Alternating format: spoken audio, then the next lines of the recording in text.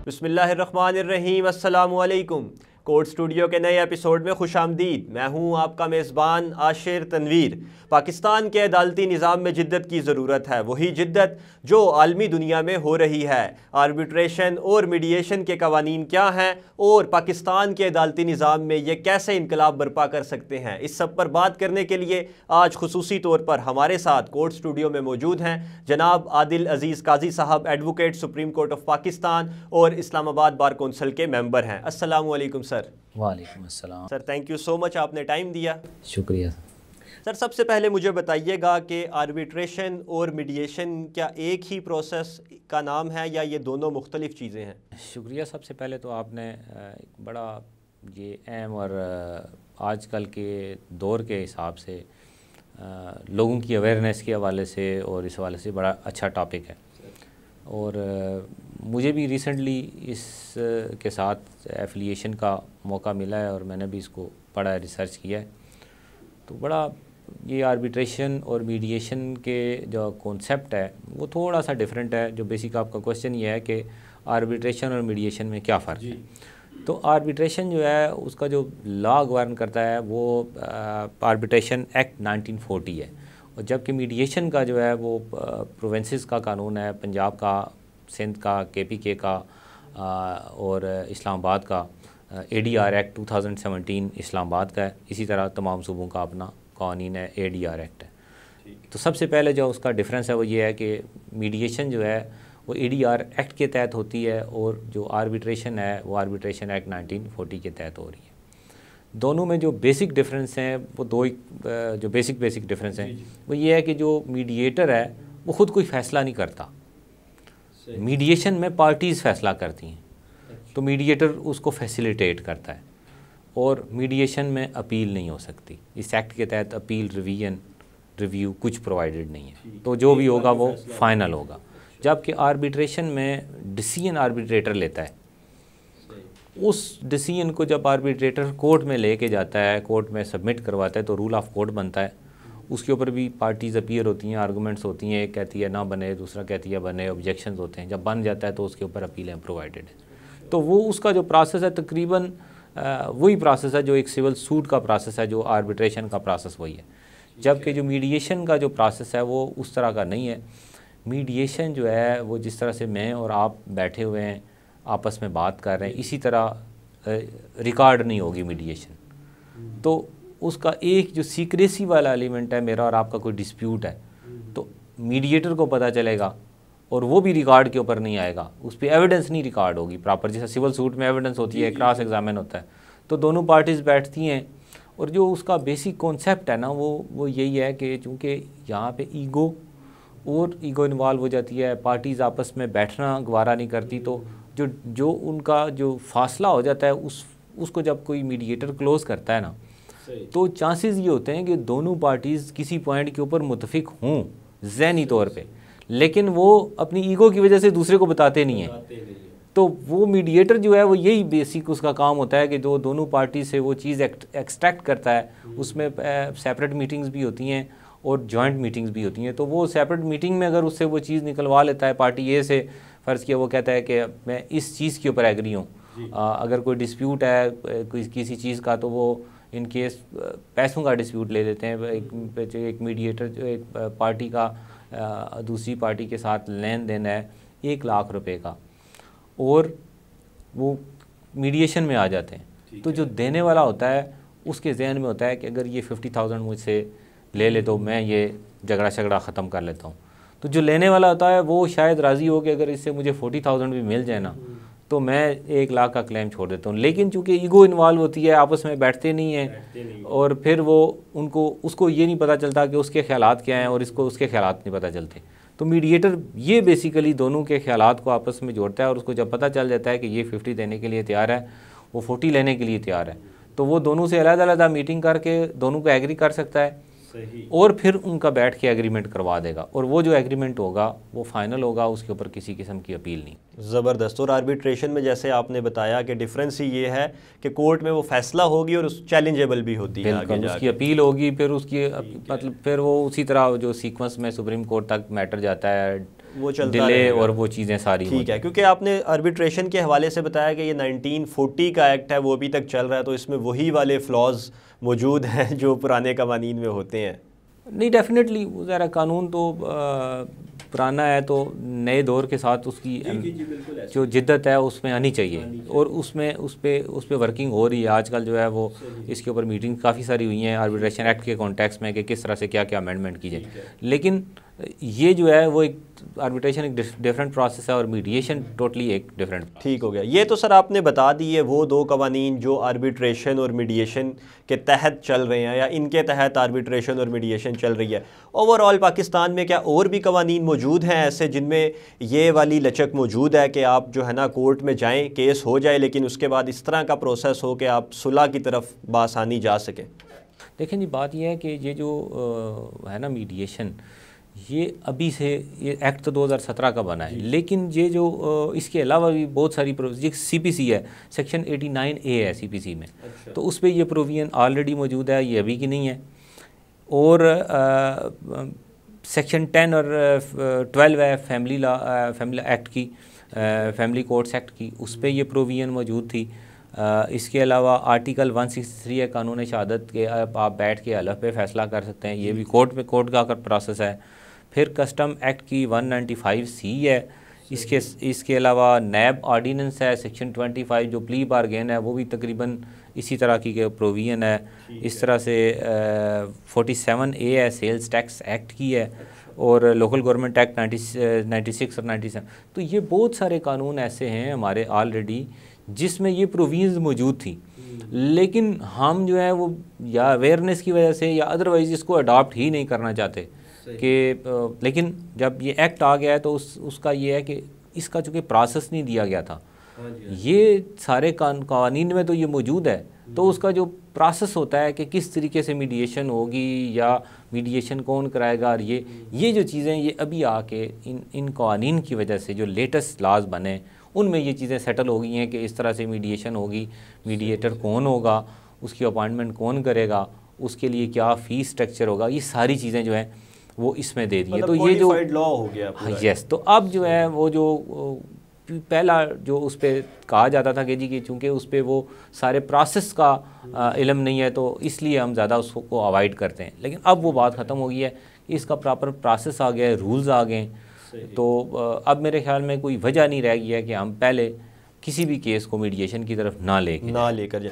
अच्छा सर, अभी आपने अवेयरनेस की बात की, तो हमारा ये जो प्लेटफॉर्म है कोर्ट स्टूडियो का, इसका ज़्यादा से ज़्यादा मकसद ही ये है कि लोगों तक, आम लोगों तक, लेमैन तक कानून की आगाही को, अवेयरनेस को आम किया जाए।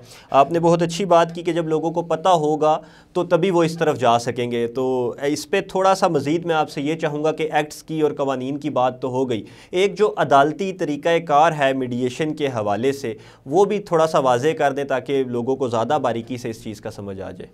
जी देखें जी, दो तरीके हैं ADR में जाने के, जो बेसिक प्रोसेस हैं वो दो हैं। एक तो ये है कि कोई भी पार्टी जब सिविल कोर्ट में केस फाइल करे या क्रिमिनल कोर्ट में भी, ये फौजदारी कानून पे भी अप्लाई होता है, तो जब कोर्ट में केस लगे तो वो कोर्ट को कहे जी कि दूसरी पार्टी से पूछ लें कि अगर वो भी मीडिएशन में जाना चाहते हैं तो हम ये पहला ऑप्ट करते हैं खुद मीडिएशन का। तो अगर कोर्ट दूसरी पार्टी से पूछती है तो डेफिनेटली कोई, मेरे नहीं ख्याल में कि कोई बंदा ऐसा चाहता हो कि हम लिटिगेशन जारी रखें। ज़्यादातर लोगों की ख्वाहिश, कम लोगों की ख्वाहिश होती है कि ये चलते रहें, तो दूसरी पार्टी भी ऑप्ट करती है कि ठीक है हम मीडिएशन में जाते हैं, तो कोर्ट जो है उसको रेफ़र कर देती है मीडिएटर को। ठीक है, एक ये प्रोसेस है। दूसरा प्रोसेस ये है कि ADR एक्ट 2017 के तहत अगर दो पार्टीज़ आपस में एग्री हो जाती हैं तो वो किसी भी ADR सेंटर में जाके अपनी एप्लीकेशन दे सकती हैं जी कि हम दो पार्टीज़ जो है, हमारा एक डिस्प्यूट है तो आप हमारा डिस्प्यूट रिज़ॉल्व करें। तो जो ADR सेंटर है वो इस केस को प्रॉपर एक केस की तरह रजिस्टर करेगा, उसके ऊपर अपना एक मीडिएटर जो होगा उसको न्यूट्रल जिसको कहते हैं वो अपॉइंट करेगा। न्यूट्रल उनका बैठ के कोशिश करेगा कि उनकी मीडिएशन हो जाए, और इन केस वो मीडिएशन हो जाती है उनकी आपस में, तो वो फिर एग्रीमेंट ड्राफ्ट करेगा, उस एग्रीमेंट के ऊपर अपने भी साइन करेगा, और वो जो एग्रीमेंट है वो भेजेगा आर्बिट्रेशन सेंटर जो है, वो मीडिएशन सेंटर भेज देगी कोर्ट को।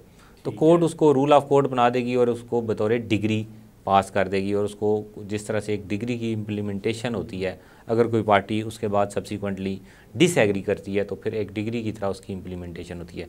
तो बेसिकली ये दो प्रोसेसेस हैं, एक तो आप डायरेक्ट ADR सेंटर जा सकते हैं, दूसरा ये है कि जब आपका केस कोर्ट में लगता है, आप फाइल करते हैं या दूसरी पार्टी फाइल करती है, तो पहले जाके या किसी स्टेज के ऊपर भी, मतलब फ्रेश के ज़रूरी नहीं है कि फ्रेश केसेस में ही आप ये करेंगे, जो केस पहले से चल रहे हैं उनमें भी आप कर सकते हैं, उनमें भी और किसी स्टेज के ऊपर भी। अच्छा, कोर्ट को रिक्वेस्ट की जा सकती है, कोर्ट दूसरी पार्टी से पूछेगी कि आप चाहते हैं, चूँकि इसमें एक जो यही आर्बिट्रेशन और मीडिएशन में है कि आर्बिट्रेटर तो कोर्ट अपॉइंट कर देती है बगैर पार्टीज़ की मर्ज़ी के भी, लेकिन मीडिएशन में तो सिर्फ और सिर्फ पार्टीज़ की मर्ज़ी होगी तो तब वो जाएंगे। सही, मतलब वो मर्ज़ी होगी तो वो मीडिएटर न्यूट्रल, सॉरी आपने बताया न्यूट्रल होगा, और न्यूट्रल जो अपॉइंट होने के बाद जो उनका एग्रीमेंट बनवा देगा एक बार, वो फिर फाइनल होगा, वो अपीलेबल भी नहीं होगा, उस पर कोई अपील भी नहीं हो सकेगी। बहुत ज़बरदस्त सर। आपने इसी प्रोसेस को थोड़ा सा आगे, मीडिएशन सेंटर का आपने जिक्र किया, तो पाकिस्तान में मीडिएशन सेंटर्स वैसे मौजूद हैं अभी? जी बिल्कुल, पाकिस्तान में मीडिएशन सेंटर्स मौजूद हैं। तो एक तो ये कि न्यूट्रल जो है वो बेसिक उसकी अपॉइंटमेंट का जो ADR एक्ट 2017 जो ICT की हद तक है, उसका जो प्रोसेस है उसमें यह है कि एक उसकी रजिस्ट्रेशन जो है मिनिस्ट्री ऑफ लॉ और उसके साथ इस्लामाबाद हाई कोर्ट वो मिल के तो उसकी रजिस्ट्रेशन करते हैं, और उसकी क्वालिफ़िकेशन और सारी चीज़ें देख के उसकी रजिस्ट्रेशन होती है। रजिस्ट्रेशन होने के बाद उनकी लिस्ट चली जाती है कोर्ट्स में, और कोर्ट्स उनको अपॉइंट करती है। और फिर जो ADR सेंटर का जो कॉन्सेप्ट है वो भी कानून में मौजूद है, ADR एक्ट में। उसमें यह है कि जो कोई भी 5 मीडिएटर, क्वालिफाइड मीडिएटर्स, वो अप्लाई कर सकते हैं मिनिस्ट्री में कि जी मिनिस्ट्री ऑफ लॉ में कि हमें ADR सेंटर जो है उसकी इजाज़त दी जाए। तो वो मिनिस्ट्री ऑफ लॉ जो उसकी तमाम क्वालिफ़िकेशंस हैं वो देखेगी, उसके बाद वो अलाउ करेगी कि ये ADR सेंटर होगा। तो ADR सेंटर्स हैं, काम कर रहे हैं पूरे पाकिस्तान में, और ADR सेंटर रजिस्टर्ड जो भी कोई ADR सेंटर है उसमें आप अप्लाई कर सकते हैं, और उस पे वो उसकी जो भी उसकी मसालत होगी तो वो उसको तसव्वुर किया जाएगा कोर्ट की डिग्री को। सर अमूमी तौर पे तासुर यही है, और मुझे भी आपकी बातों से यही लग रहा है कि केसेस जो है ना वकीलों के लिए वो आने वाले टाइम में ख़त्म हो जाएंगे, सिर्फ मीडिएशन हो रही होगी। तो क्या एक वकील के लिए केस और जो ये मीडिएशन का प्रोसेस है ये एक जैसे ही है, पैरेलल है, या मीडिएशन में वो दूर हो जाएगा अपने केसेस से या अपने क्लाइंट से? इसके बारे में थोड़ा सा देखें। ये जो कॉन्सेप्ट है ये टोटली गलत है, क्योंकि जो मीडिएशन कोई लायर करवाएगा, तो मीडिएशन का हमने खुद मीडिएशन के कोर्सेज भी करवाए, मीडिएशन लायर के भी। तो जो मीडिएशन होगी तो उसमें जो भी पार्टी बैठेगी उसके साथ एक अपना लायर भी बैठेगा। तो जो लायर मीडिएशन में आएगा वो रूटीन में, देखें ना, आप एक केस फाइल करते हैं, मैं आपको थोड़ा सा इसको एक्सप्लेन कर देता हूँ कि आप एक केस फाइल करते हैं, आप इस फ़ी चार्ज करते हैं, तो वो उस केस को फाइल करने के लिए आपका पूरा ऑफिस साथ लगता है, ड्राफ्टिंग होती है, फिर उसका वो स्पेसिमेन चीज़ें होती हैं स्पेसिफिक, वो सारी की सारी उसके साथ फाइल में लगती हैं, फिर वो एक जगह पे जाके सबमिट होती है, उधर से किसी को मार्क होती है, फिर जाती है उधर जाके आप। तो ये सिर्फ़ और सिर्फ कोर्ट की जो रजिस्ट्रेशन है, जो दायरी है, उसका एक इतना सारा प्रोसेस है एक केस का। उसके बाद वो केस कितना अरसा चलता है, 1 साल चलता है, 10 साल चलता है। रूटीन में जो लायर जो हमारा जो स्ट्रक्चर है फ़ीस का, वो ये होता है कि ये केस आ गया तो हम इसकी इतनी फ़ीस चार्ज करेंगे, और ये जितना अरसा उस सिविल कोर्ट में या डिस्ट्रिक्ट कोर्ट में, एक कोर्ट में जो चलता रहेगा, तो वो उसकी हद तक हम fees once for all decide हो जाता है और वही लेते हैं। और वो 2 साल चले, 10 साल चले, वही फ़ीस रहती है, वो उसको आप डेफिनेटली आपने उसको तय किया होता है। तो मीडिएशन का मैं आपको बताऊं कि लायर के लिए जो उसका बेनिफिट है वो ये है कि मीडिएशन में आपने कुछ भी नहीं करना, सिर्फ आपने अपनी पार्टी के साथ असिस्ट करना है, उसको सिर्फ समझाना है कि ये आपके फ़ायदे की बात है, ये आपके नुकसान की बात है, और उस तरह से नहीं होनी, कुछ भी नहीं, आपने कोई चीज़ लिख के नहीं लेके जानी, आपने उधर जाके कोई ड्राफ्ट नहीं बनाना, कोई एविडेंस नहीं करवानी, कोई क्रॉस एग्जामिन नहीं करना। टाइम आपका जो कम से कम लगेगा, और वो जो टाइम लगेगा वो भी किसी ADR सेंटर में या किसी मीडिएटर के ऑफिस में होगा, ना कि आप जो है वो अपनी ट्रैवलिंग करके किसी जगह पे, एक कोर्ट में हम जाते हैं, उधर से सीढ़ियाँ चढ़ के दूसरी कोर्ट में जाते हैं, तीसरी कोर्ट में फिर वो अगले जगह जाना है तो गाड़ी पे स्पेशल, यानी कि ये जो सारा का सारा प्रोसेस है वो आप एक केस के लिए करते हैं। जो फ़ीस चार्ज होगी एक केस के लिए और जो फ़ीस चार्ज होगी मीडिएशन के लिए वो सेम ही हो सकती है कि वो भी तो एक आपका मैटर है। जी, आपने उसको रिजॉल्व करवाना है और क्लाइंट को तो हल चाहिए तो वही फ़ीस आप चार्ज करेंगे। चांसेस ये है कि ये एक सिटिंग में ये मसला हल हो जाए। नहीं होता मसला हल तो फिर क्या होगा, आपने मीडिएशन की फ़ीस चार्ज कर ली है, मीडिएशन फेल होगी है, तो मीडिएशन जब फेल होगी तो न्यूट्रल जो है वो केस वापस कोर्ट को रेफ़र कर देगा जी कि आप इसको चलाएं। तो आपने मीडिएशन की फ़ीस तो ले ली है, कल कोर्ट में केस जाता है तो कोर्ट की फ़ीस भी तो आपने लेनी ही लेनी है। तो ये जो कॉन्सेप्ट है कि ये जो लायर के लिए इसका कोई नुकसान है, मेरे ख्याल में जो मेरा ज़ाती ख्याल है कि ये एक और फोरम बन गया है उसी केस का। लेकिन अगर वो केस रिज़ॉल्व हो जाता है तो वो देखें ना, आपको ये जो मीडिएशन का जो कॉन्सेप्ट है ना, ये कुरान पाक में सूरत अन-निसा की आयत नंबर 114 में है और इसके अलावा बहुत सारी आयत में ये मीडिएशन का कॉन्सेप्ट प्रॉपर है। ये कोई आज की बात नहीं है। तो अगर आप इस कॉन्सेप्ट से कि आप रिज़्क़े हलाल के लिए जा रहे हैं और साथ ये है कि ये अल्लाह ताला का हुक्म है कि लोगों के दरमियान सुलह करवाओ, तो अगर आप इस कॉन्सेप्ट के साथ जाएंगे तो वो देखें कि अल्लाह करे को मीडिएशन आपकी कामयाब हो तो वो आपको फ़ीस भी मिलेगी, इबादत भी होगी, सवाब भी मिलेगा। और मीडिएशन फेल हो जाती है तो जो आप मीडिएशन के लिए नीयत के साथ जाते हैं आपको सवाब फिर भी उसका होगा, फ़ीस भी मिलेगी। जब आप कोर्ट में जाएंगे तो कोर्ट के केस की अलग फ़ीस मिलेगी। तो जो बेसिकली ये जो कॉन्सेप्ट है मीडिएशन का, ये तो 1400 साल पहले का मौजूद है। हमने इसको अभी 2017 में जाके लिखा है, लेकिन कुरान पाक में ये चीज़ मौजूद है। और जो उस पर स्पेसिफ़िक जो आयात हैं वो फैमिली लॉज के हवाले से, फैमिली के हवाले से हैं कि अगर मियाँ बीवी के दरमियान कोई झगड़ा हो जाए तो दोनों अपने अपने सालस मुकर्रर कर रहे हैं। और जो इस तरह नबी सल्लल्लाहु अलैहि वसल्लम से सहाबा ने पूछा कि सबसे बेहतर इबादत कौन सी है, तो उन्होंने बाकी सारी इबादत का नाम लेने के बाद कहा कि इनसे भी बेहतर जो इबादत है वो है कि आप दो लोगों के दरमियान सुलह करवाते हैं। तो ये जो कॉन्सेप्ट है मीडिएशन का, अगर आप इसको इस कॉन्टेक्स्ट में देखते हैं तो आपका रिज़्क़े हलाल भी है, इबादत भी है, और अगर ये दुनिया और आखिरत दोनों में कामयाबी है। सर, हमने तरीक़ा कार, एग्जीक्यूशन, आर्बिट्रेशन सारी बातें कर ली। थोड़ा सा ग्राउंड रियलिटी की बात करते हैं। माशाल्लाह आप भी बतौर वकील काम कर रहे हैं, प्रैक्टिस कर रहे हैं। मुझे थोड़ा सा बताएं कि आप फ्यूचर क्या देख रहे हैं मीडिएशन का पाकिस्तान की हद तक। इंटरनेशनली तो चले बहुत कामयाब है, हम देखते सुनते रहते हैं, लेकिन पाकिस्तान में मीडिएशन का क्या मुस्तकबिल है आपकी नज़र में? देखें सर, अभी एक अंदाजे के मुताबिक हमारे 33 लाख केसेस शायद पेंडिंग है हमारी कोर्ट्स में। तो अगर ये सारे के सारे केस एक दफ़ा मीडिएशन में भेजे जाएं, इनमें से फ़र्ज़ किया 1 लाख केस कम हो जाता है। मैं तो देखें ना, कम से कम अगर उसका रेशो रखें ना तो 1% अगर रेशो है, अगर पार्टीज़ जो हैं वो चली जाती हैं तो वो 1 लाख केस कम होगा। लेकिन वो 1 लाख केस कम नहीं होगा, वो 2 लाख लोगों के दरमियान भी सुलह होगी। ठीक है, तो अगर आप इसको फ्यूचर प्रॉस्पेक्ट में देखें ना तो वो जो 1 लाख केस चल रहा है वो मज़ीद कितनी लड़ाइयाँ, मज़ीद कितने केस जन्म लेगा, वो उस 1 लाख केस से शायद कोई 20 लाख केस मज़ीद बने और वो 20-20, 30-30 साल चलते रहें। ठीक है ना, सिविल कोर्ट में केसेस में पार्टीज़ आती हैं, एविडेंस में कोई इसी चीज़ में आपस में तू तकार होता है, उधर लड़ाई झगड़ा कर लेते हैं, एक क्रिमिनल केस जन्म दे देता है। उसकी जब ज़मानतें आप करवाने के लिए जाते हैं थानों में इंक्वायरियों और इस प्रोसेस में जाते हैं तो उधर पार्टीज़ आपस में रिश्तेदार भी आ जाते हैं और आते हैं, वहाँ पे एक छोटे झगड़े से एक बड़ा झगड़ा बनता है। तो हमने तो मतलब मेरे अपने 18-19 साल की जो प्रैक्टिस में वो छोटी छोटी जगहों के ऊपर, छोटे छोटे इश्यूज़ के ऊपर जो मर्डर केसेस देखें, तो ये जो है कि अगर आप फ़र्ज़ किया देखें ना, वर्ष कम वार, तो मैं 1 लाख भी नहीं कहता, 50,000 केस हो जाते हैं। तो वो जो 50,000 केस है, उस 50,000 केस में चांसेस हैं कि तकरीबन 1 से 2 लाख लोग इन्वॉल्व होंगे, यानी कि एक केस में 2 से ज़्यादा ही पार्टियाँ होती हैं।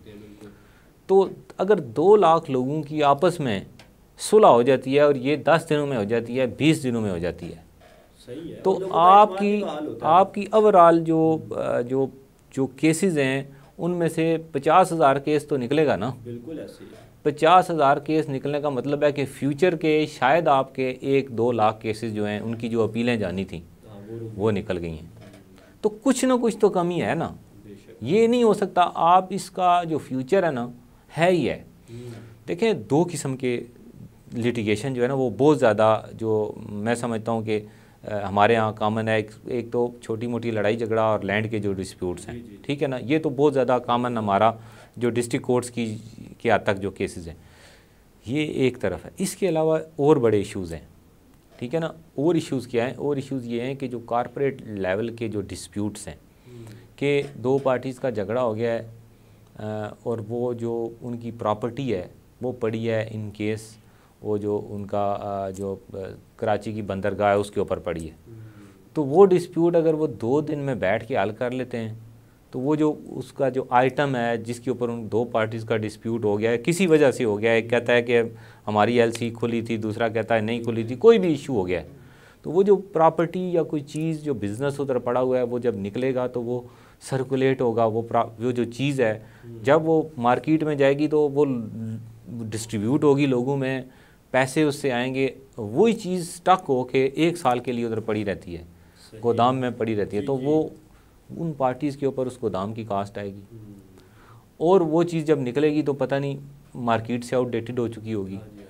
जो 2 पार्टीज़ का जो बिज़नेस का लॉस है वो होगा। तो ये जो लोग हैं ना ये कभी भी अफोर्ड नहीं कर सकते कि हम लिटिगेशन में जाएं। जो कॉर्पोरेट लेवल के जो डिस्प्यूट्स हैं, जो बिजनेसमैन के आपस में जो झगड़े हैं, क्योंकि कारोबारी बंदा कभी भी नहीं चाहता कि हम जो है वो लिटिगेशन में ही पड़े रहें। तो उनकी जो ख्वाहिश यही है कि हम तो इस लेवल के जो डिस्प्यूट्स हैं मैं नहीं समझता हूँ कि उन डिस्प्यूट्स में आप कभी भी पार्टीज चाहेंगी कि हम मीडिएशन नहीं करें। तो जो मुस्तकबिल की बात है इसका मुस्तकबिल है, सिर्फ ये जो अवेयरनेस की बात है और कोर्ट्स को भी इवन जब होगा कि हम मैटर्स जो है वो रेफ़र करें, पार्टी से पूछें, तो डेफिनेटली पार्टीज़ जो हैं वो जाएंगी, एक दफ़ा ज़रूर जाएंगी, मौका ले लेंगे। तो और उस मौके में वो अगर 0.01% या 0.50% भी लोग कामयाब होते हैं तो देखें ना एक बहुत सा बल्क जो केसेस का वो कम होगा।